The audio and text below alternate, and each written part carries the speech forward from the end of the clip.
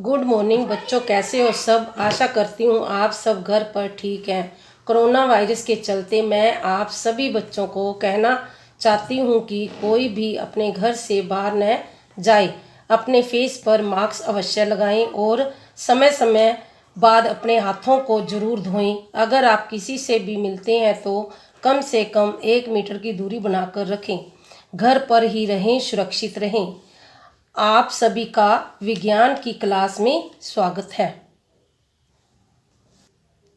Lesson 5, अम्ल, shark और लवण। हम अपने दैनिक जीवन में इमली, नींबू, नमक, सिरके और शक्कर जैसे अनेक पदार्थों का इस्तेमाल करते हैं। क्या इन सब का स्वाद एक जैसा होता है? आइए हम सारणी 5.1 में लिए गए कुछ खाद्य पदार्थों के स्वाद पर ध्यान दें।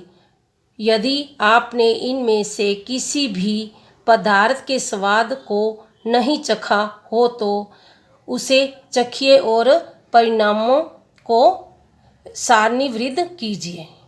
ये देखो बेटे, ये सारणी दी गई है 5.1। ये पदार्थ है, ये स्वाद है।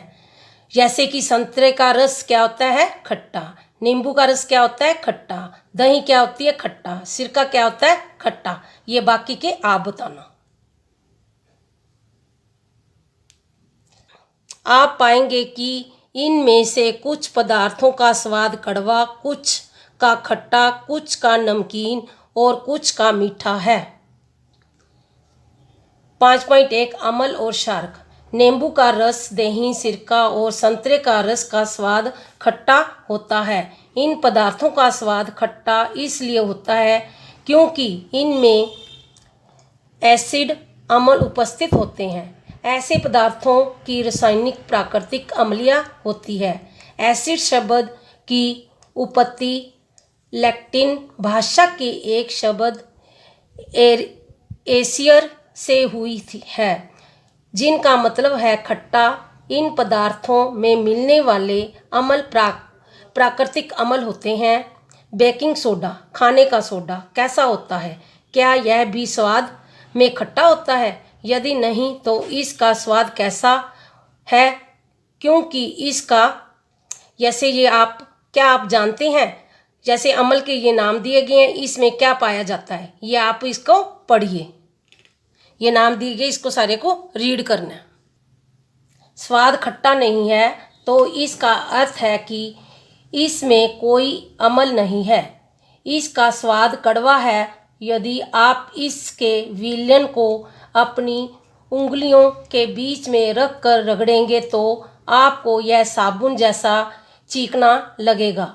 ऐसे पदार्थ जो स्पर्श करने पर साबुन जैसे लगते हैं और जिनका स्वाद कड़वा होता है, क्षार कहलाते हैं। इन पदार्थों की प्रकृति को क्षारीय प्रकृति कहते हैं। यदि हम किसी पदार्थ की प्रकृति का रख कर पता नहीं लगा सकते तो हमें उसकी आकृति कैसे पता चलेगी? कोई पदार्थ क्षारीय है अथवा अम्लीय है, इसका परिक्षण करने के लिए एक विशेष प्रकार के पदार्थों को उपयोग में लाया जाता है।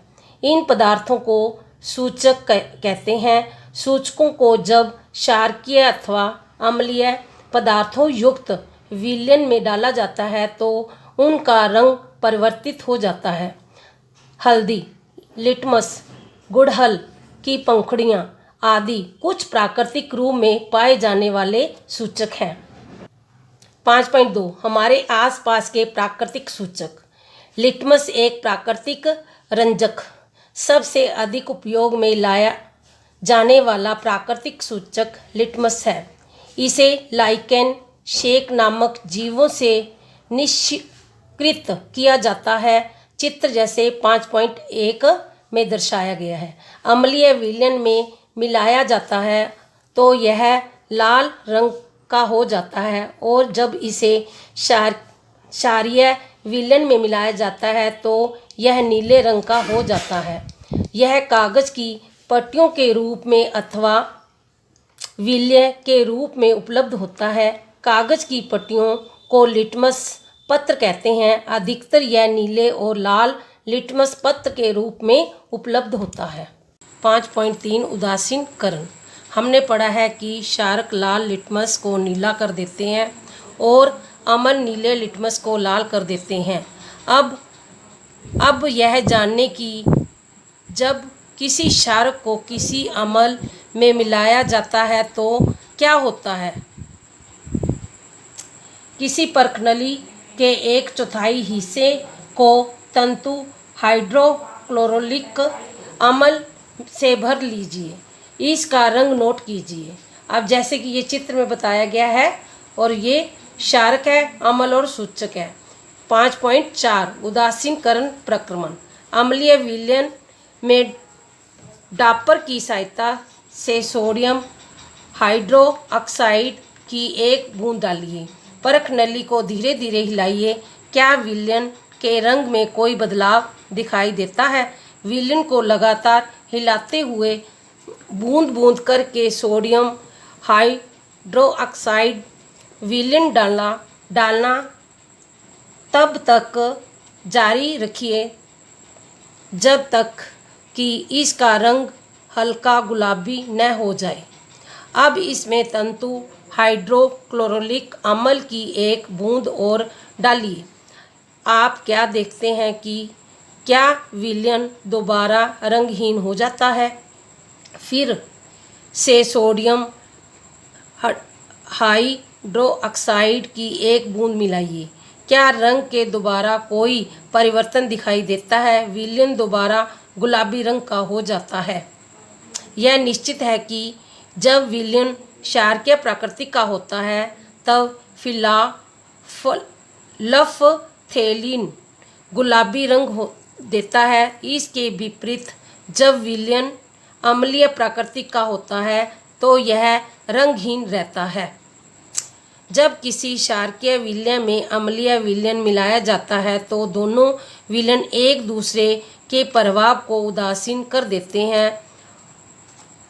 जब किसी क्षारक और अम्ल के विलयन को उचित मात्रा में आपस में मिलाया जाता है तो विलयन की प्राकृतिक न तो क्षारकीय रहती है और न ही अम्लीय।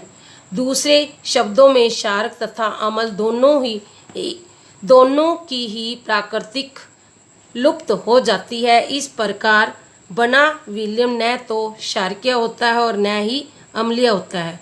उदासीनकरण के तुरंत बाद परख नली को छू कर देखें। आपने यह महसूस किया है उदासीनकरण अभिक्रिया में सदैव ऊष्मा निमुक्त होती है अर्थात निकलती है। निमुक्त ऊष्मा से अभिक्रिया मिश्रित का ताप बढ़ जाता है अर्थात गर्म हो जाता है। उदासीनकरण अभिक्रिया में नया पदार्थ उत्पन्न होता है जो लवण कहलाता है। लवण क्षारकीय अम्लीय अथवा उदासीन प्राकृतिक का हो सकता है। अंत उदासीनकरण को निम्नलिखित रूप में परिभाषित कर सकते हैं। किसी क्षारक और किसी अम्ल के बीच होने वाली अभिक्रिया उदासीनकरण कहलाती है। इस प्रक्रम में ऊष्मा की निमुक्त होने के साथ साथ जल और लवण भी बनते हैं। अम्ल प्लस क्षारक, लवण प्लस जल, ऊष्मा निमुक्त होती है। नीचे दी गई अभिक्रिया इसका उदाहरण है। हाइड्रोक्लोरिक अम्ल HCl plus sodium di hydroxide N2OH, sodium chloride NaCl plus जल H2O प्लस ऊष्मा। चूने के पानी में तंतु सल्फ्यूरिक अम्ल डाला जाता है। अभिक्रिया मिश्रण ठंडा हो जाए अथवा गर्म। इस वीडियो को देखो और सुनो और समझो। जो ना समझ में आए मुझसे पूछ सकते हो।